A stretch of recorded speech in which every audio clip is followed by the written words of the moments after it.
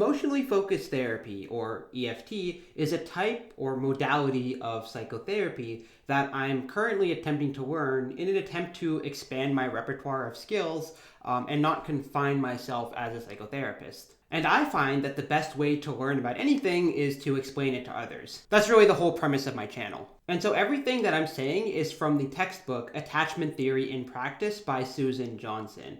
And so far I'm finding everything that I'm learning about very fascinating. And I have a lot of thoughts about how to integrate the ideas of EFT into the depth psychological models that I normally use. You may notice this emotion tree, which I've written on my whiteboard, and don't worry if you can't read it all, I'll put up a close-up on the screen for you now, assuming you can read my handwriting. But this is a simple tool which I use with clients to explore emotions in more depth. And emotions should be understood as adaptive, high-level psychological systems, which play an important role in providing us with information about the external or internal worlds, and in guiding our subsequent responses to certain stimuli.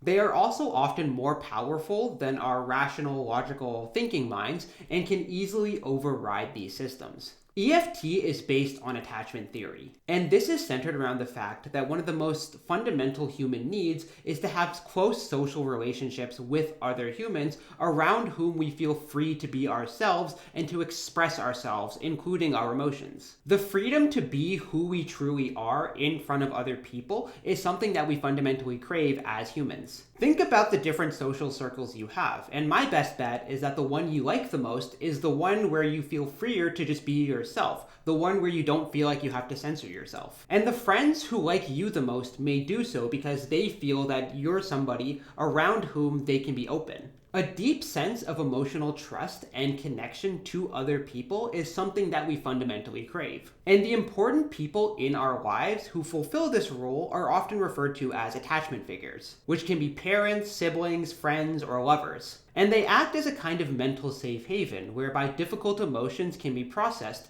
in the presence of somebody who's engaged, accessible, and responsive. In attachment theory, this is considered to be a key promoter of good mental health. And what I find fascinating is that, according to attachment theory, processing emotions in this way allows you to develop a stronger sense of self as you integrate these emotional experiences into your wider personality. So while analytical psychology focuses on integrating unconscious contents, EFT focuses more on integrating emotions into the self. Emotions which themselves may be unconscious until they're allowed to surface in the context of an attachment relationship. Allowing your emotions to come forth and be recognized in this manner can be psychologically transformative and allow a new sense of self to develop. And indeed, emotions point to the deeper parts of our psyches, which are more inaccessible and harder to put into words. Emotional exploration is a way to reveal these hidden parts of our psyches. Attachment theory posits that there are several attachment styles which all of us are predisposed to have.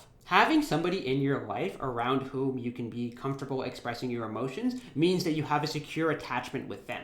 But what happens when a person doesn't have anybody in their lives around whom they can be safe emotionally? This can be disorienting, and it may even be a consequence of your particular attachment style if that attachment isn't secure. As children, we develop a certain attachment style, usually based on the way our parents responded to our needs. Without a responsive attachment figure in childhood, you may end up with an anxious attachment style, whereby you constantly need validation from others in order to bolster your sense of self-worth. And people with an anxious attachment style constantly fear that other people don't really like them. As a result, they often have trouble being alone because their sense of self-worth is so deeply tied to other people kind of validating them. Another possibility is that you've developed an avoidant attachment style, which is when you're emotionally unavailable and uncomfortable expressing your own emotions in front of other people. Avoidants also tend to withdraw whenever they experience too many emotions from another person. Another very rare but still possible attachment style is known as disorganized attachment,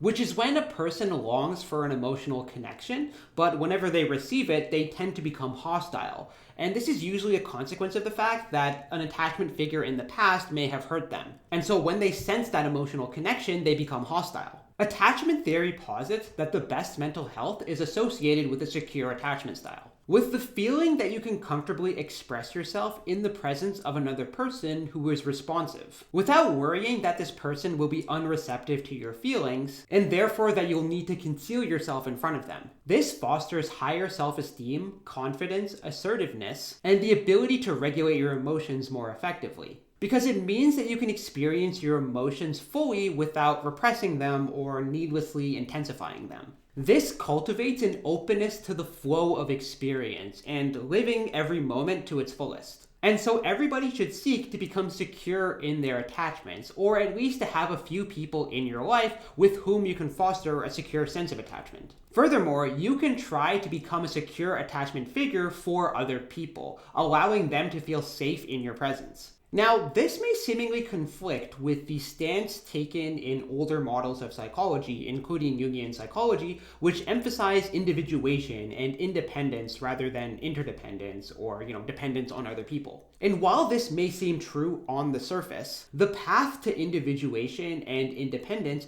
may at some point depend upon more vulnerability and emotionality and the ability and willingness to experience your emotions more fully. This is actually the role that the anima plays in the individuation process. It allows us to experience and connect with our emotions more deeply, and thereby experience healing and psychological transformation.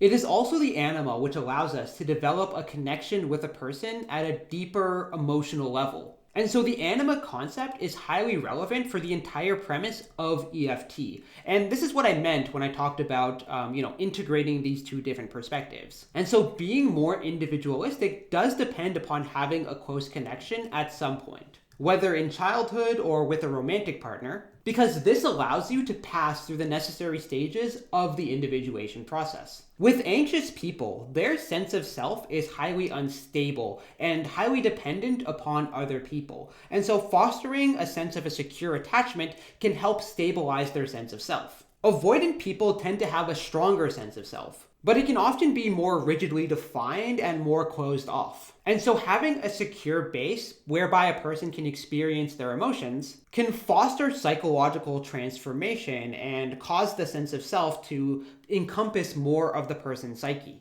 And so a more complete sense of oneself can occur through this safe emotional exploration. And so this is why it's important to think of different therapeutic modalities or different therapeutic theories as addressing different aspects of the human mind. It's rather easy to adopt an exclusionary mindset and privilege your own methods above everything else. But Carl Jung himself would have thought this ill-advised, because he himself acknowledged that if a different branch of psychology existed, it likely served some purpose or addressed some particular aspect of the human mind, because the human mind is a very complicated object, and so it's very unlikely that a single psychological theory will encompass every aspect of it. And to this end, Jung himself often applied Freudian or Adlerian theories as much as he could in addition to his own theories, because he realized their validity in addressing certain aspects of human psychology. So people should try to develop secure attachments with others and foster emotional safety with others. But this can be difficult if a person doesn't have people in their lives whom they trust or who they feel safe around. Emotionally focused therapy can be a way to provide an environment for emotional exploration, in the presence of somebody who's trained to be trusting, empathetic, and emotionally attuned, so that the emotions you experience can be fully processed and then integrated into the sense of self. This allows for a deepening level of emotional engagement, allowing one to connect with their feelings rather than running away from them. For people who think that being overly emotional is a weakness, allowing yourself to be emotional in a therapeutic context can be a way to finally engage with your emotions, and it can also bolster your mental health and increase your resilience whenever you face adversity. Emotion is really important because most psychological transformation happens in the context of an emotional experience. Whenever you have a profound revelation or insight, it's often accompanied by a profound emotional experience as well. Emotion adds a felt sense to any set of facts. In other words, we need to feel it in our bones before we really understand it with our minds. And so emotional exploration can be facilitated by the therapist. And we use tools such as this emotion tree to get a deeper understanding of the emotions that a person is experiencing, so that a conscious awareness of one's emotional experiences can be gained,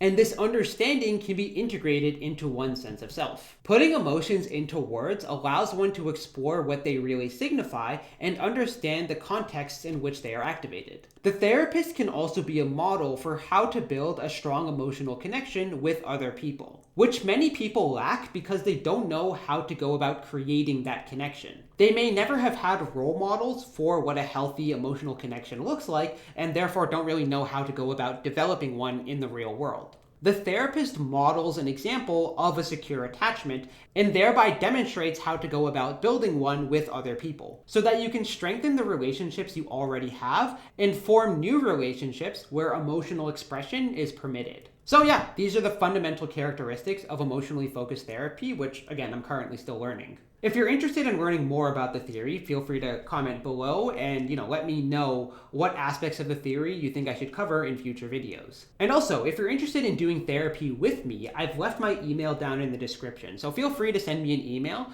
with some information about what you're hoping to get out of therapy, and then we can set up a meeting to discuss things like your therapeutic goals, what I can do for you, as well as like logistical things like insurance, pricing, and scheduling. But yeah, thank you for watching. That's all I have to say. Have a good day, and may good luck always come your way.